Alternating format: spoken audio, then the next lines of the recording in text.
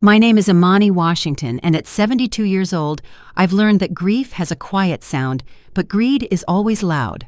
At my husband James's funeral, while my daughter accepted condolences, I held on to two secrets he'd left me.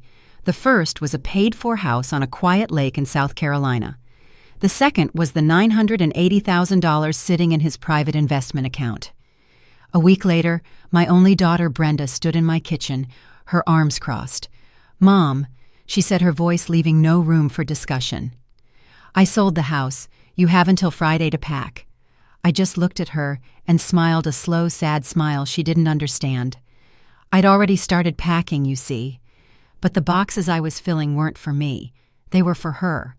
Before I tell you how I turned my daughter's greed into her greatest lesson, let me know in the comments where you're watching from. And please press that like button and subscribe if you believe a woman's wisdom is her greatest weapon. The story really begins at the repast, right after we laid James to rest. My home, a sturdy brick house in a historic Atlanta neighborhood, was filled with the sense of a life well lived. Sister Hattie from church had brought her famous fried chicken Deacon Evans's wife sent over a mountain of macaroni and cheese, and the air was thick with the comforting smell of collard greens simmering with smoked turkey. Gospel hymns played softly from the corner speaker, a sound meant to soothe the soul. But there was no peace in my house that day. Not really. Because I could see my daughter Brenda and her husband Derek holding court in the living room. They weren't grieving. They were networking. Their guest of honor was a man named Peterson, a slick real estate agent known for buying up family homes in our neighborhood and flipping them for a quick, high profit, erasing decades of history in the process. He wasn't a friend. He wasn't family. But there he was, sipping my sweet tea and nodding while Derek pointed at the ceiling. I watched Peterson's eyes. He wasn't looking at the photos of Brenda growing up that lined the mantelpiece. He was looking at the original crown molding. He wasn't admiring the handmade quilt James's grandmother had made that hung on the wall. He was sizing up the room's dimensions. They were vultures circling, and they thought I was too broken to notice. Brenda finally caught my eye and steered Peterson towards me, a fake bright smile plastered on her face. "Mom," she said, her voice a little too loud. "This is Mr. Peterson. He was just admiring the house's architecture. It has such good bones," he was saying. "Mr." Peterson gave me a shallow nod, his eyes already calculating his commission. "My deepest condolences. Mrs. Washington," he said, but his voice was hollow, empty. I just looked at him, my silence making him uncomfortable until he finally excused himself. As I watched them, another memory, sharp as a needle, pushed through the fog of my grief. It was from 2 weeks earlier in the sterile quiet of the hospital room. James's hand, frail but warm, was wrapped around mine. His voice was a dry whisper, a rustle of leaves. "Don't trust the tears, Imani," he'd said, his eyes holding mine. "People can make tears on command. Trust their actions. And you stay quiet. You hear me. You stay quiet about the lake house. It's your ace, baby. Don't you play it until you see their whole hand." I had squeezed his hand and promised. Now, watching my daughter laugh with the man who wanted to buy her history, I understood the weight of that promise. It wasn't just a secret. It was a strategy. A final gift from the man who had always protected me. After the last guest had left, after the final plate of food had been covered and put away, Brenda and Derek stayed behind. The air of performance was gone, replaced by a cold, sharp efficiency. "Mom, sit down," Brenda said, gesturing to the armchair James used to love. It felt like a violation. I sat my back straight, my hands folded in my lap. "Look, I know you're hurting." She began the textbook opening line of someone about to deliver bad news they think is good news. "But we have to be practical. This house is too much for you. The taxes, the upkeep, the memories. It's not healthy for you to be here alone." Derek nodded along beside her like a puppet. "What Brenda is saying, Mom-in-law, is that we've taken care of everything. We found a lovely, secure apartment for you. It's much more manageable, cozy." The word cozy was their code for small. Secure was their code for cheap. Brenda leaned forward, placing her hand on my knee. It felt heavy, proprietary. "We'll handle the sale of the house. It'll be quick, a cash buyer. Less hassle for you. You won't have to do a thing." She said it all with such authority, such finality, as if my opinion was a gentle breeze against the brick wall of her decision. She saw a grieving old woman a problem to be managed, a resource to be liquidated. She didn't see the woman who had worked double shifts as a nurse to help pay for her college education. She didn't see the woman who had stood by her father through thick and thin for 50 years. She saw a dollar sign where her mother should have been. I didn't argue. I didn't raise my voice. I just looked at her, holding her gaze until she was the one who had to look away. "I'll need to think about it," I said, my voice even and calm. She took my quietness for surrender. "Of course," she said, standing up relieved. "Take a day or two. I'll bring the preliminary paperwork by later this week. You just rest now." She kissed the air near my cheek and walked out the door, Derek trailing behind her, already on his phone, likely telling Peterson the deal was as good as done. The moment I heard their car pull away, I stood up. My grief was a heavy cloak, but underneath it, a cold, clear purpose was beginning to burn. I walked into James's study, the one room they hadn't dared to enter. The air still smelled like him, like old books and peppermint. I locked the door, the click of the bolt sounding loud in the silent house. I ran my hand along the third shelf of his bookcase, just as he had shown me, pressing on the spine of an old copy of Richard Wright's Native Son. A faint click, and a section of the bookshelf swung inward, revealing the dark gray steel of a wall safe. My fingers, steady and sure, turned the dial. Left to his birthday, right to mine. Left to our anniversary. The heavy door swung open with a soft whoosh. Inside there were several stacks of documents, but on top of them all was a thick leather-bound folder. Embossed on the cover in neat gold letters were two words that James had whispered to me in that hospital room, a name for his final brilliant plan. It read, "The Hummingbird Plan." The days that followed were filled with a new kind of silence. The sympathy cards stopped arriving, the well-meaning neighbors went back to their own lives, and the quiet of my house was broken only by the ringing of the telephone. It was Brenda. The calls became a daily ritual, a steady drip of poison disguised as concern. Each one was designed to chip away at my resolve to make me feel old and helpless and alone. On Monday, her voice was syrupy sweet. "Hi, Mom, just checking in," she'd begin. "I was looking at Zillow, and a house just down the street from you dropped its price by 10%. The market is definitely cooling. We really need to act fast if we want to get the best value for your house." I would listen the receiver cool against my ear and say, "I'm still thinking Brenda." On Tuesday, the tone was more urgent. Mom, Derek had a contractor friend drive by the house, and he said the roof looks like it might have some water damage, from that last big storm. He said that could knock $50,000 off the price if a buyer gets an inspection. It's better to sell as is before anyone looks too closely. I knew for a fact that my roof was perfectly fine. James and I had it replaced just 3 years ago. "I hear you, Brenda," was all I said. By Thursday, the sweetness was gone, replaced by a brittle frustration. "I found the most perfect apartment for you, Mom.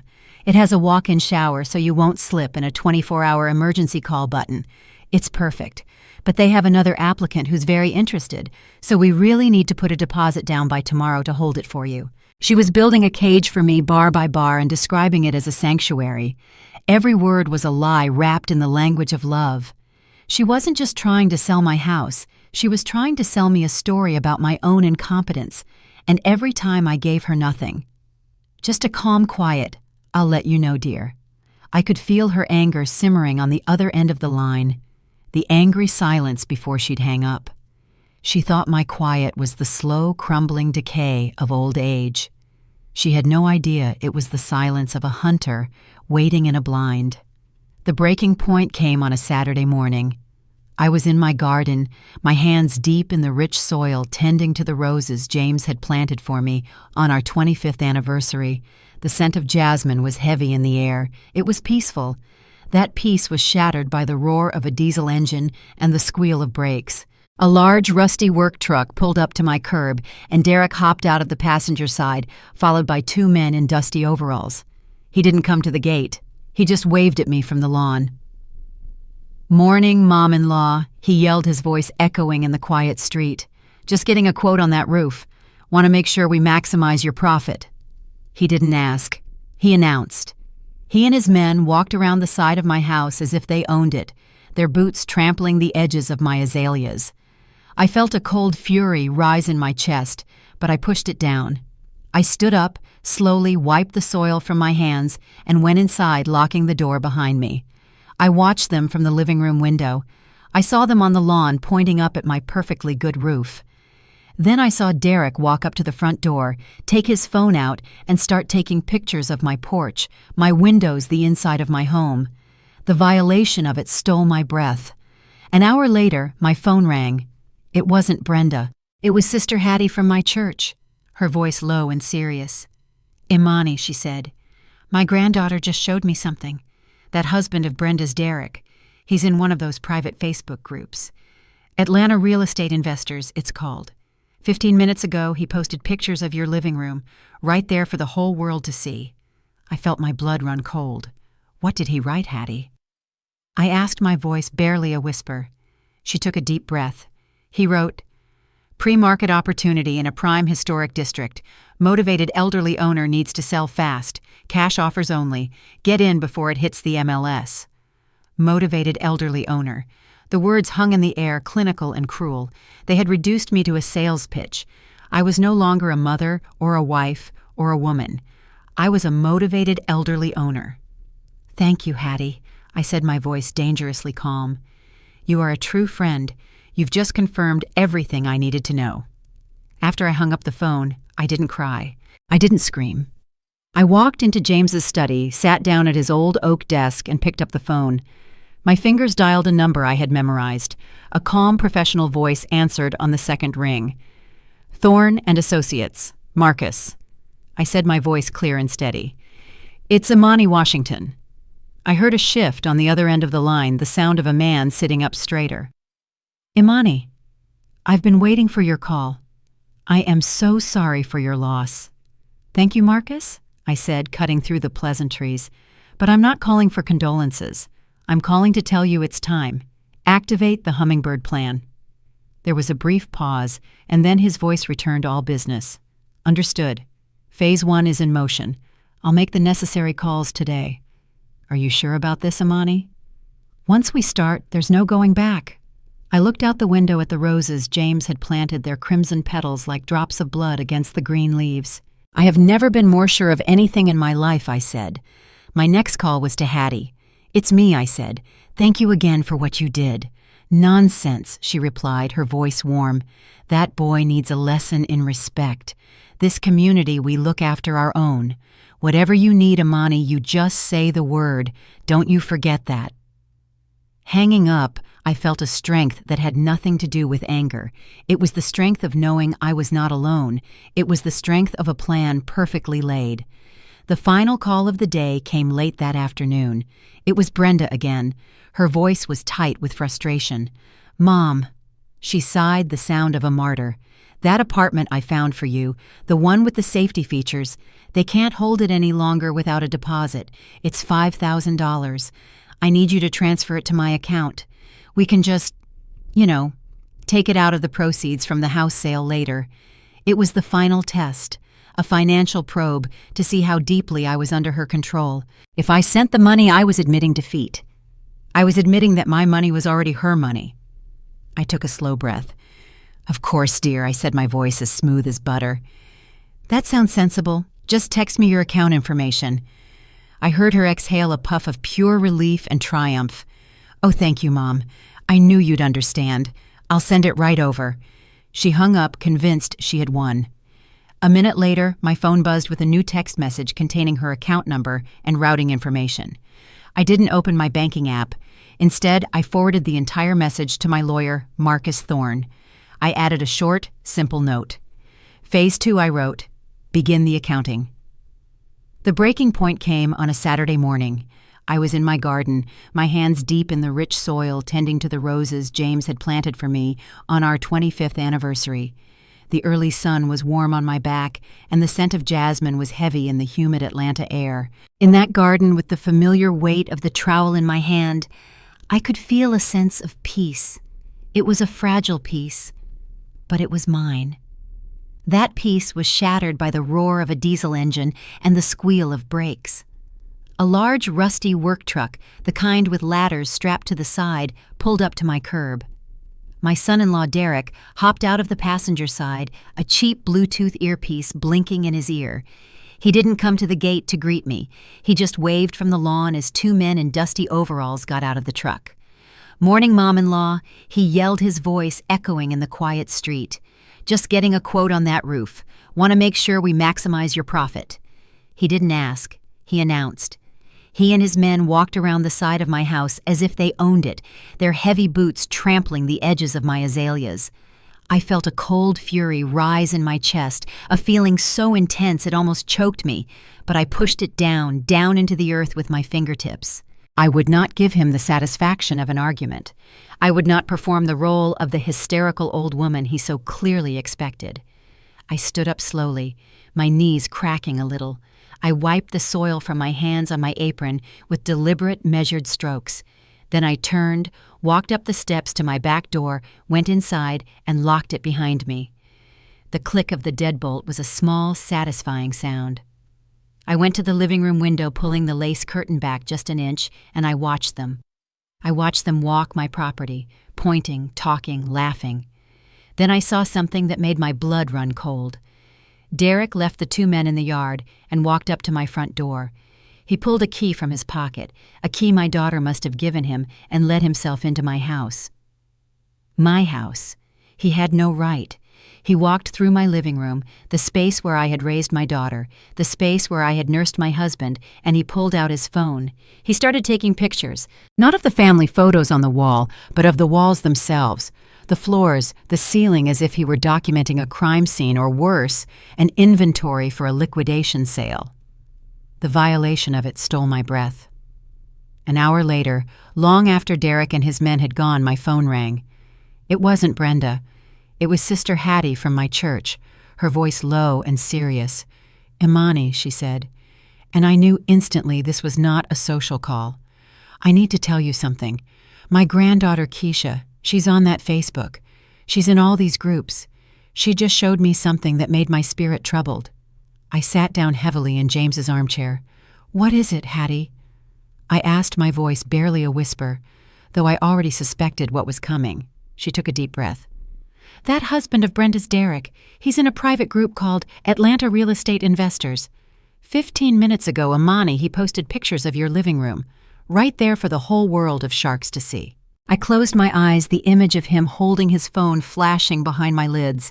"What did he write, Hattie?" I asked, my voice dangerously calm. I needed to hear the exact words. I needed to know the precise shape of their betrayal. Hattie cleared her throat and read from her granddaughter's phone. He wrote, "Pre-market opportunity in a prime historic district. Motivated elderly owner needs to sell fast. Cash offers only. Get in before it hits the MLS." Motivated elderly owner. The words hung in the air between us, clinical, cruel, and utterly final. They had reduced me to a sales pitch. I was no longer a mother or a wife or a woman. I was a motivated elderly owner. "Thank you, Hattie," I said, and my voice was like steel. "You are a true friend. You've just confirmed everything I needed to know." After I hung up the phone with Hattie, I didn't cry. I didn't scream. I walked into James's study, the one room that still felt entirely like ours, and sat down at his old oak desk. The proof of my daughter's betrayal delivered by a friend had not broken me. It had focused me. The grief was still there, a heavy weight in my chest, but now it was surrounded by a cold, clear purpose. My fingers, steady and sure, dialed a number I had memorized years ago. A calm professional voice answered on the second ring. "Thorne and Associates. Marcus." I said, my voice clear and even. "It's Imani Washington." I heard a shift on the other end of the line, the sound of a man sitting up straighter, giving his full attention. "Imani, I've been waiting for your call. I am so deeply sorry for your loss. James was a great man." "Thank you, Marcus," I said, my tone polite but firm, cutting through the necessary pleasantries. "But I'm not calling for condolences. I'm calling to tell you it's time. Activate the hummingbird plan." There was a brief, respectful pause, and then his voice returned all business, just as James had promised it would be. Understood, Imani. Phase 1 is in motion. I will file the executor documents with the court first thing Monday morning and put a protective hold on the primary estate account. Are you sure about this? Once we start, there is no going back. I looked out the window at the roses James had planted, their crimson petals like drops of blood against the green leaves. I have never been more sure of anything in my life, I said. My next call was to Hattie. My fingers felt lighter on the keypad this time. This wasn't a call to a lawyer. It was a call to a friend, a sister in spirit. She answered on the first ring. Hattie, it's me again, I said, my voice softer now. I just wanted to properly thank you for what you did. You didn't have to get involved. I could hear her suck her teeth on the other end, a sound of loving dismissal I had known for 40 years. Nonsense, child, she said, her voice warm and strong as oak. That boy and your daughter need a lesson in respect for their elders. This community, we look after our own. We always have. That's something those children with their fancy phones and their fast money seem to forget. I felt a warmth spread through my chest, chasing away some of the chill that had settled there. I wasn't just a motivated elderly owner. I was a part of something, a part of a place. I know, I said softly. You're right. You just remember that, Imani, Hattie continued. You are not alone in that house.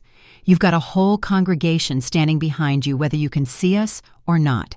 So whatever you need, you just say the word. Don't you dare forget that. When I hung up the phone, I felt a strength that had nothing to do with anger. It was the strength of knowing I was not just fighting for a house, I was fighting for a principle, and I had an army of church mothers at my back. The final call of the day came late that afternoon, just as the sun was beginning to set, casting long shadows across the floor of James's study. It was Brenda. Her voice was stripped of all its earlier fake sweetness.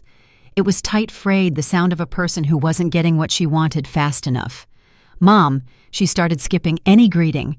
That apartment I found for you, the one with the safety features, the manager just called. They can't hold it for you past tomorrow without a security deposit. They have a waiting list. I could hear the lie in her voice as clearly as I could hear the birds outside my window. There was no apartment. This was another move in the game, another piece she was trying to shove across the board. The deposit is $5,000, she continued, her voice sharp with impatience. I need you to transfer it to my account today. I'll pay them first thing in the morning. We can just, take it out of the proceeds from the house sale later. It's just moving money around. It was the final test. A financial probe designed to see how deeply I was under her control, how dependent I was on her decisions. If I sent her the money, it was a confession. It was me admitting that my money was already her money, that the sale of my home was a future that had already been written. I held the phone to my ear, looking down at the open folder on the desk in front of me. The hummingbird plan. James had anticipated this. He had anticipated every move. I let out a slow, tired sigh, a sound I practiced just for her. Oh, all right, dear, I said, my voice sounding frail, resigned. If it has to be done, it has to be done. That sounds sensible. Just text me your account information. I heard her exhale on the other end of the line, a puff of pure relief and triumph. Her voice instantly became syrupy again. Oh, thank you, Mom. I knew you'd understand. This is for the best, you'll see. I'll send it right over. She hung up, convinced she had finally won, convinced that her elderly mother had finally buckled under the pressure. A minute later, my phone buzzed with a new text message. It contained her account number and the bank's routing information. I looked at the numbers on the screen. Then I closed the message. I didn't open my banking app. Instead, I forwarded the entire text message to a different contact. My fingers typed the recipient's name, Marcus Thorne. Below the forwarded message, I added a short, simple note of my own. Phase 2, I wrote. Begin the accounting. While Brenda and Derek were waiting for $5,000 to appear in their bank account, I began my own work. My house was quiet, a silence they mistook for surrender. They imagined me sitting in my armchair, wringing my hands, lost in grief and confusion. They were wrong. I was not idle. I was busy. I started in the guest room, a room that hadn't seen a guest in nearly a decade. It had slowly, insidiously become Brenda's personal storage unit, a museum of her expensive and fleeting ambitions. I opened the closet door, and an avalanche of materialism greeted me. Racks were crammed with designer dresses and coats, many with the price tags still attached, their vibrant colors a mockery in the dusty stillness. On the top shelf, designer shoeboxes were stacked to the ceiling like bricks in a wall, monuments to money spent but never enjoyed. I went to the garage and brought back a stack of flat-packed cardboard boxes and a roll of packing tape. My movements were not angry or rushed. They were deliberate, methodical, the practiced motions of a nurse preparing for a procedure. I started with the clothes. I took each dress off its velvet hanger, folded it neatly, and placed it in a box. A silk blouse that probably cost more than my monthly grocery bill. A leather jacket Brenda had worn once to a concert. A cashmere sweater she had borrowed and never returned. With each folded garment, I felt like I was folding away a piece of her influence, her casual disregard for the boundaries of my home and my life. She always complained about having no space in her own trendy apartment, yet she always found space in her budget for more things. Things that ended up here in my house, silent witnesses to her carelessness. I filled 3 boxes with clothes alone.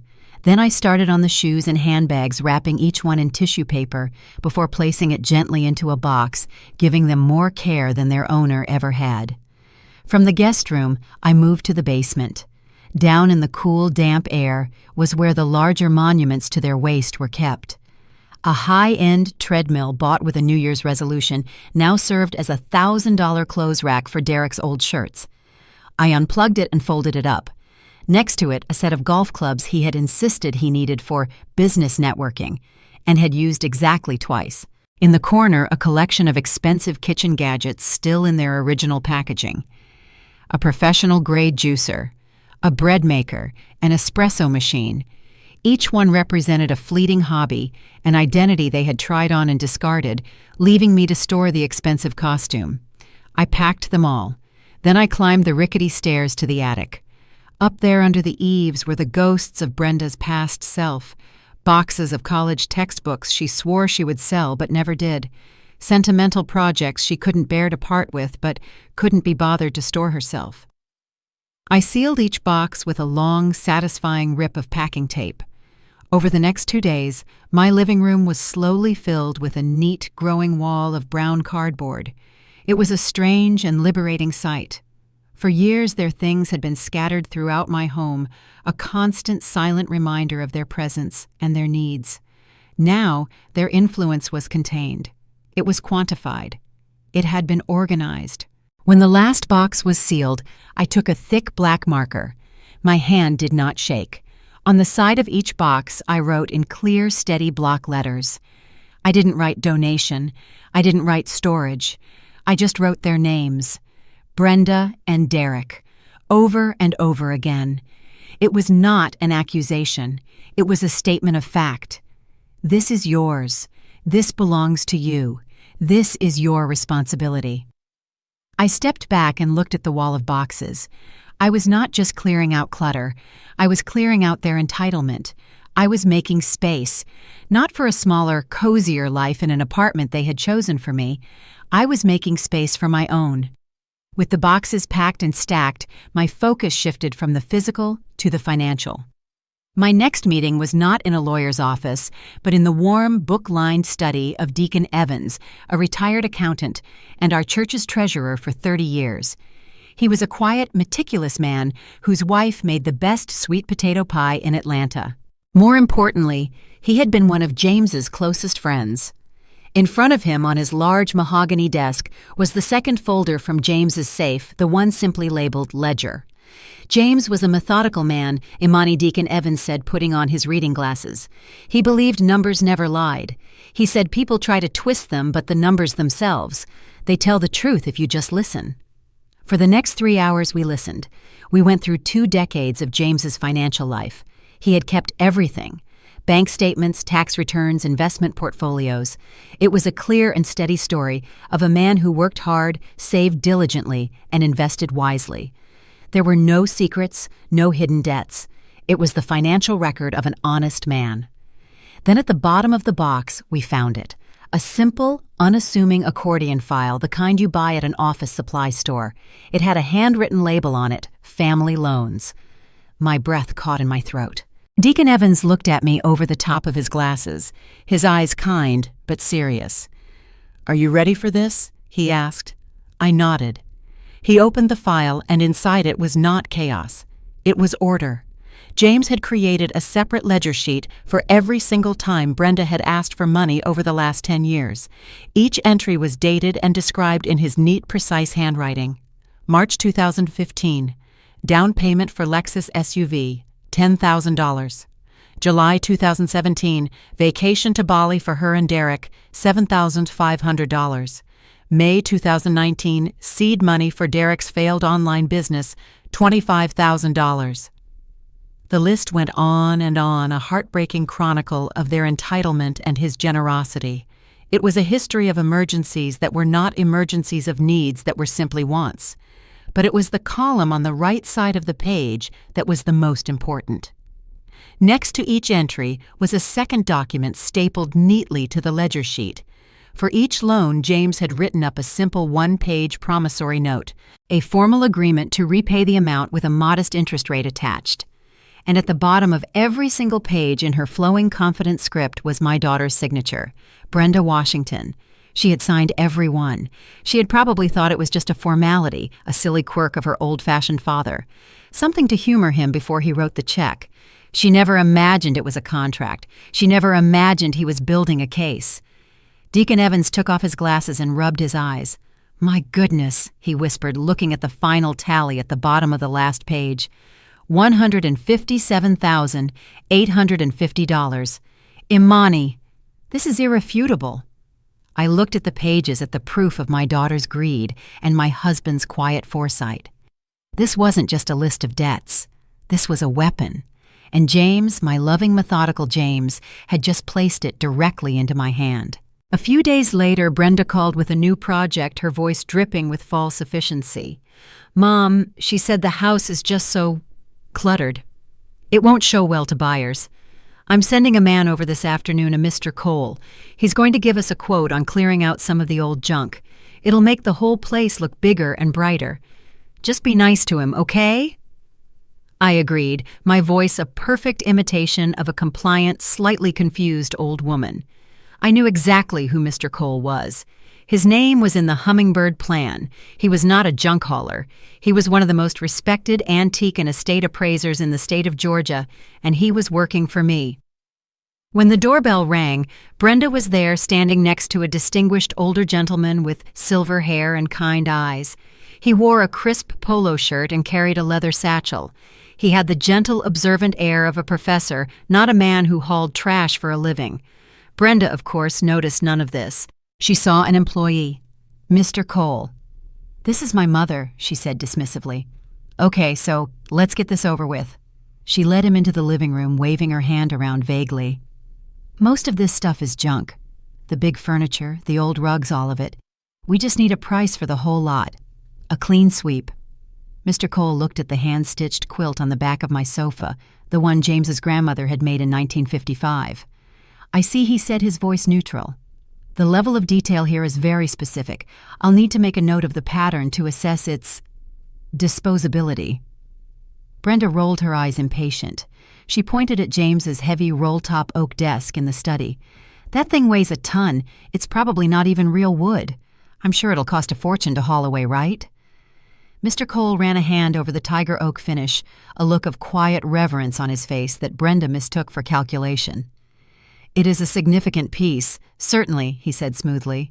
"The craftsmanship requires a careful evaluation to determine the best approach for handling it. I decided to play my part." "Oh, my daughter is so practical," I said, smiling at Mr. Cole. "She sees junk, but I suppose I just see old memories. But she's right. We must be practical. Please take your time. Look at everything carefully. I wouldn't want you to miss anything important." Brenda shot me a warning glance, but Mr. Cole gave me a small, almost imperceptible nod. He spent the next hour moving through my house, his quiet examination a masterclass in deception. He tapped on the legs of chairs, he peered at the backs of paintings, he even took a moment to look through James's old collection of vinyl records. So Brenda asked finally, her arms crossed, "What's the verdict? How much to get it all out of here?" Mr. Cole closed his satchel. "I will need to run some calculations," he said. "I will email you a detailed report with a final figure tomorrow." After he and Brenda had left, I sat in the quiet of my living room, a slow smile spreading across my face. 5 minutes later, my phone buzzed. It was an email, not from Mr. Cole, but from my lawyer, Marcus Thorne. The subject line read, "Preliminary Appraisal Report." I opened it. The number I saw made me gasp. The junk Brenda wanted to pay someone to haul away was worth more than the lowball offer she was about to accept for my entire house. The final call came the next evening. I was sitting in my living room looking at the wall of neatly stacked boxes that now stood where our sofa used to be. The house felt bigger, emptier, but also cleaner, lighter. When my phone rang and I saw Brenda's name, I felt no anxiety, only a quiet readiness. I answered on the third ring. "Mom, are you sitting down?" she chirped, her voice bubbling with a triumphant excitement she didn't even try to hide. "I have the most wonderful news. It's a miracle, really." I said nothing, letting her fill the silence. "That investor, the one I told you about, he loved the house. Well, not the clutter, of course, but the bones. He made an all-cash offer. He's willing to buy it as is, no repairs, no inspections. It's the perfect hassle-free deal for you. We don't have to lift a finger." I looked at the boxes that represented 2 days of my own quiet lifting. "He wants to sign the final papers this Friday," she continued, her words coming in a rush. "At the house, 10 o'clock sharp. So you just need to have your pen ready to sign and be prepared to move into your new life." The threat was clear, wrapped in the language of a celebration. My house, my life, my signature. She thought she owned them all. I smiled a real smile this time, one she couldn't see. "That is wonderful news, Brenda," I said, my voice as smooth and calm as the surface of a deep lake. "Thank you for taking care of absolutely everything." I paused, letting her savor her victory for just one more second.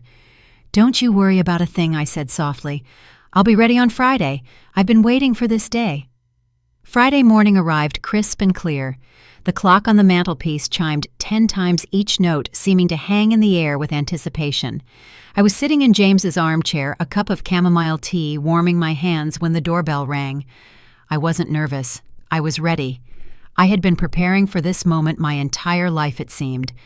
I stood, smoothed the front of my dress, and walked to the door. When I opened it, the 4 of them were standing on my porch like a conquering army. Brenda was in the lead, beaming, dressed in a bright red power suit. Derek stood beside her, puffing out his chest, a smug look on his face. Behind them stood the slick real estate agent, Peterson, holding a leather-bound folder. And next to him was the man they thought was their trump card, the cash buyer, Mr. Gable. He was impeccably dressed in a gray suit, his expression calm and unreadable. They all looked at me with a mixture of pity and impatience, the way you look at a problem that is just one signature away from being solved. "Good morning, Mom," Brenda said, her voice bright and brittle. She brushed past me into the living room, the others following in her wake. "We are so excited. Mr. Gable here is a very busy man, so we want to make this as quick and easy as possible for everyone." They arranged themselves on the sofa opposite me. Derek leaned back, spreading his arms across the back of the couch, taking up space, claiming it. Peterson sat forward, placing his folder on the coffee table with a decisive thud.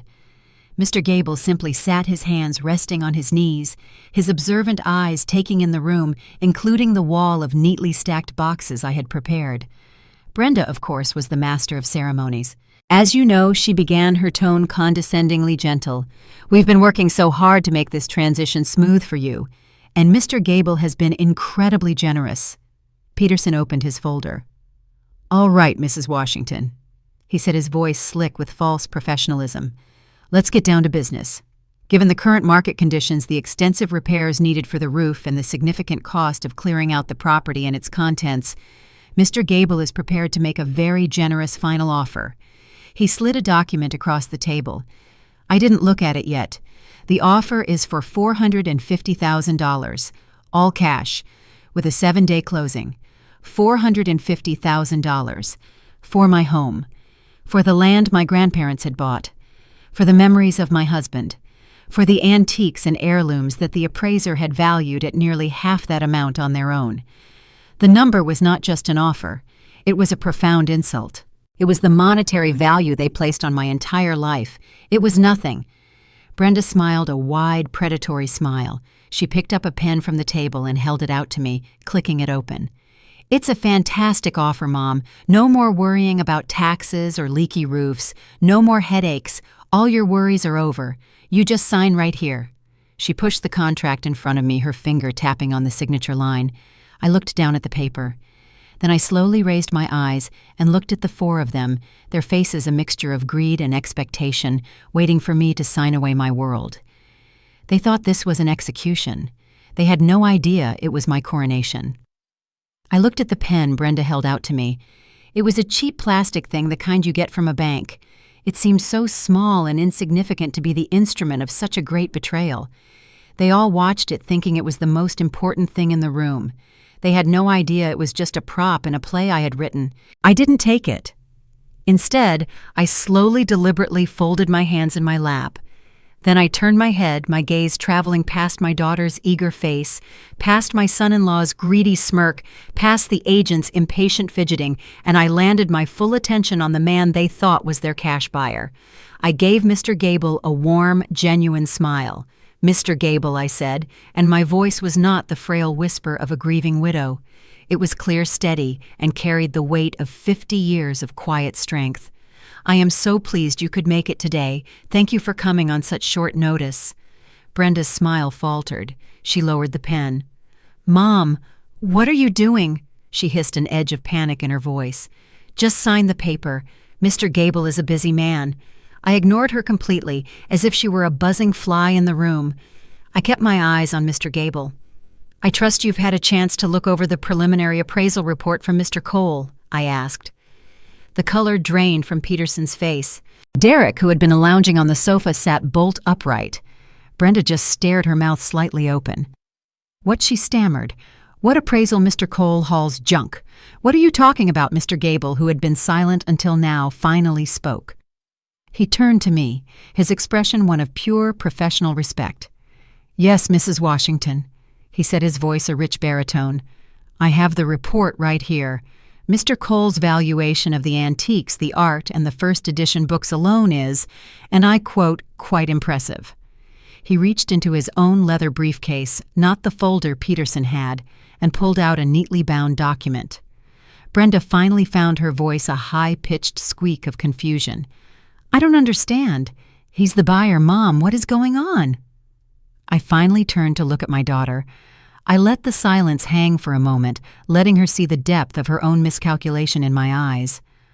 "Oh, Brenda, honey," I said, and my voice was laced with a gentle, devastating pity.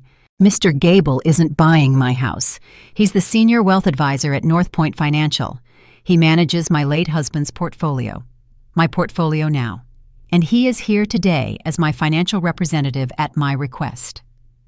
The room fell absolutely silent. Derek's jaw literally dropped.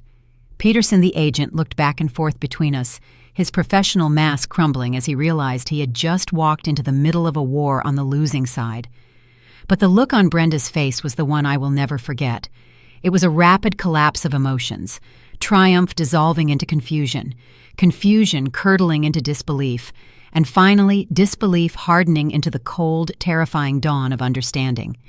She had not come here to close a deal. She had been summoned to attend a reckoning. Brenda's face twisted, her confusion curdling into a hot, spitting rage. "Portfolio? What portfolio?" she shrieked, her voice cracking. "You don't have a portfolio. You have a pension in this house. That's it, Derek. You told me you checked everything." Derek shrank back on the sofa, his own face pale and slick with sweat. He looked like a mouse cornered by a snake, and the snake was his own wife. Then a flicker of something that looked like triumph returned to Brenda's eyes. She lunged for her designer handbag, tearing it open and rifling through it frantically. "It doesn't matter," she said, her voice rising with hysteria as she pulled out a folded sheaf of papers. "None of it matters. I have it right here. She shook the document in the air, a wild look in her eyes. I have the power of attorney. Dad gave it to me 2 years ago when he had his first health scare.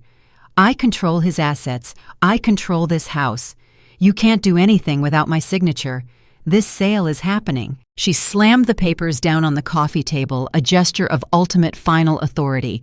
She thought she had just played her trump card. She had no idea the dealer worked for me. Just as the echo of her shout faded, the door to James's study opened with a soft, deliberate click. A tall, impeccably dressed man stepped into the living room. It was my lawyer, Marcus Thorne. He was in his late 50s with a calm, commanding presence that seemed to suck all the frantic energy out of the room. He held a leather-bound folder, and his expression was one of serene, unshakable confidence. The room fell silent. Brenda stared at him, her mouth agape. Derek looked as if he'd seen a ghost.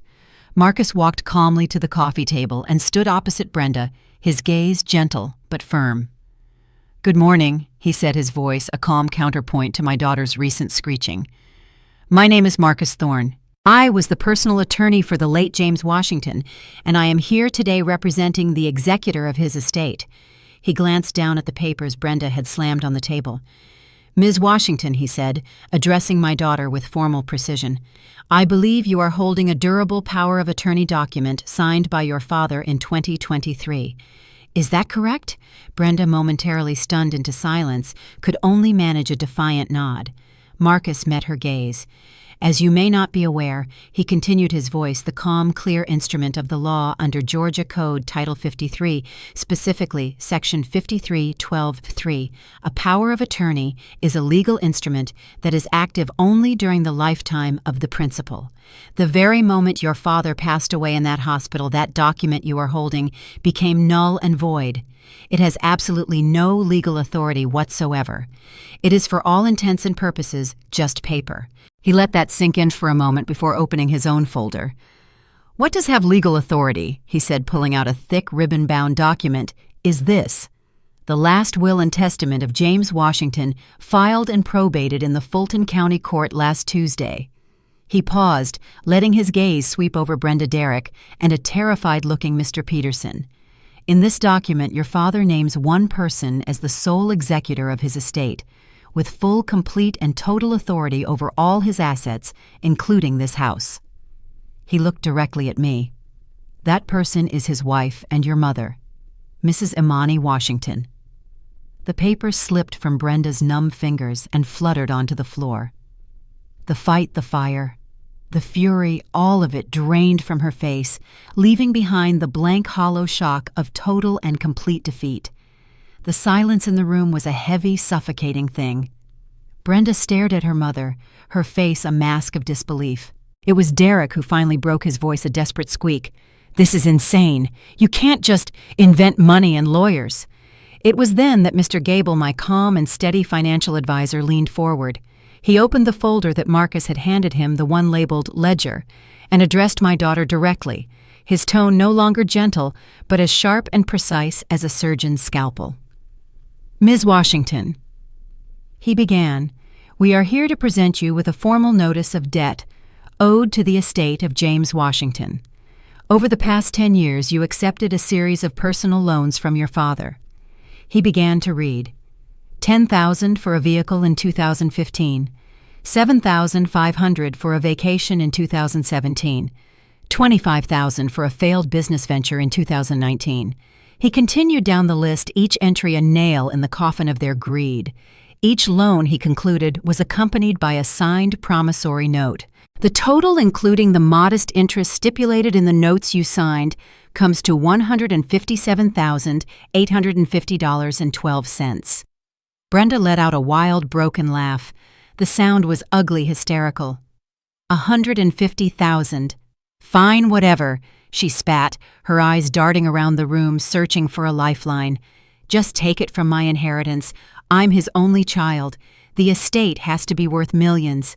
Just take it and leave us alone."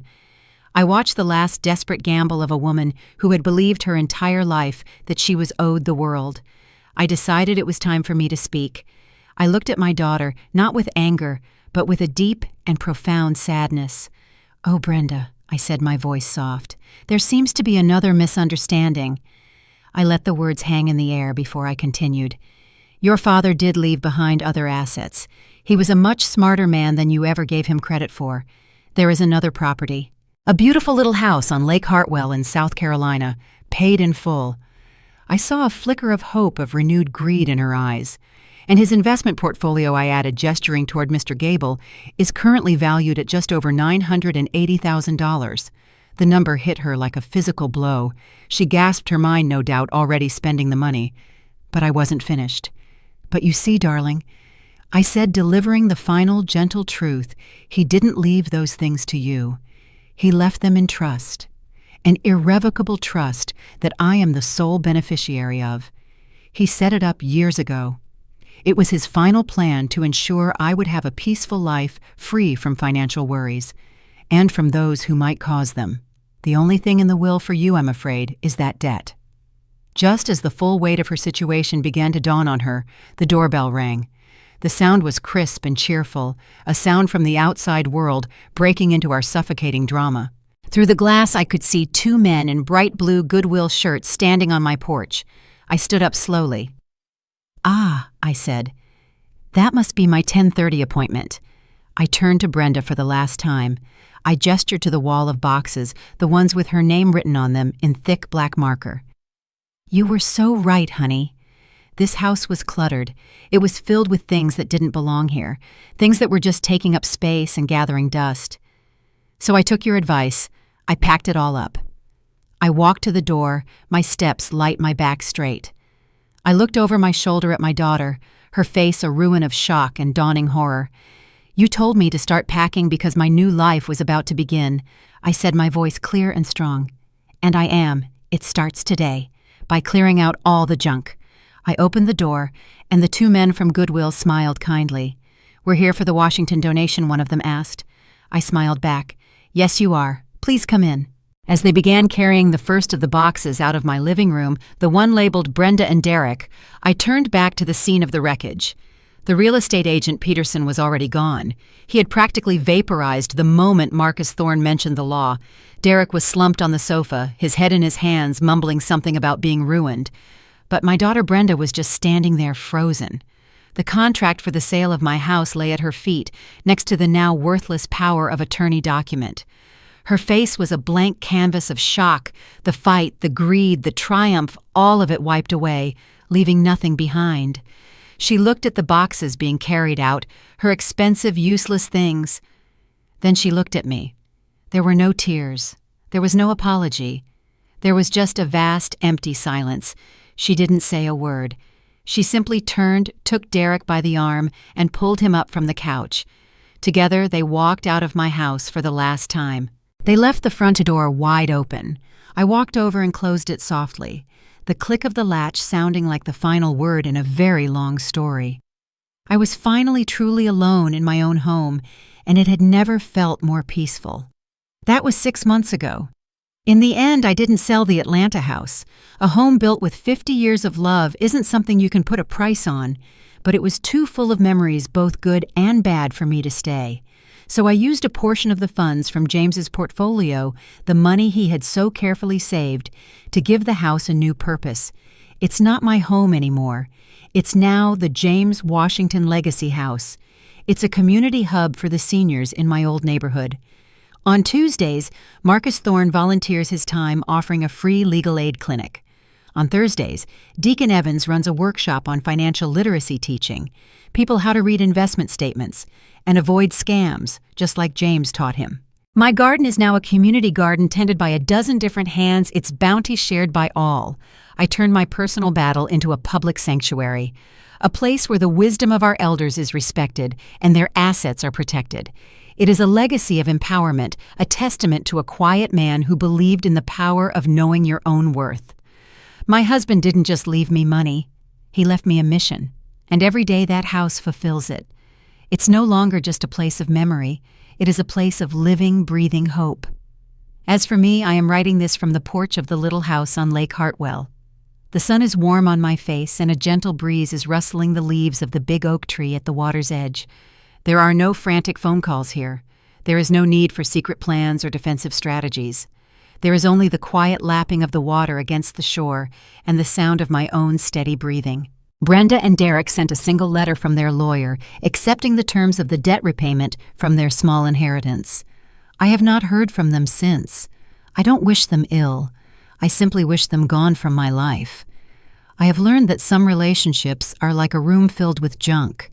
You can try to clean around it for years, but you only truly feel at peace when you have the strength to pack it all up and give it away. I have found my peace. It is here in the quiet morning light with a cup of tea in my hand and a future that belongs only to me. It is a life built not on what I was given, but on what I refuse to give away: my dignity, my home, and my own name. This story teaches us that true strength is not found in loud demands, but in quiet preparation. It reminds us that dignity and respect are not given. They are maintained sometimes by setting the firmest boundaries with those closest to us. Family may try to write your final chapter, seeing you only for what they can gain, but your life's value is a story only you can tell. Never underestimate the power of a well-laid plan, a loyal friend, and the unwavering resolve of a person who knows their own worth and refuses to be sold cheaply. If you enjoyed this story of justice and believe in the power of quiet strength, please like this video and subscribe for more.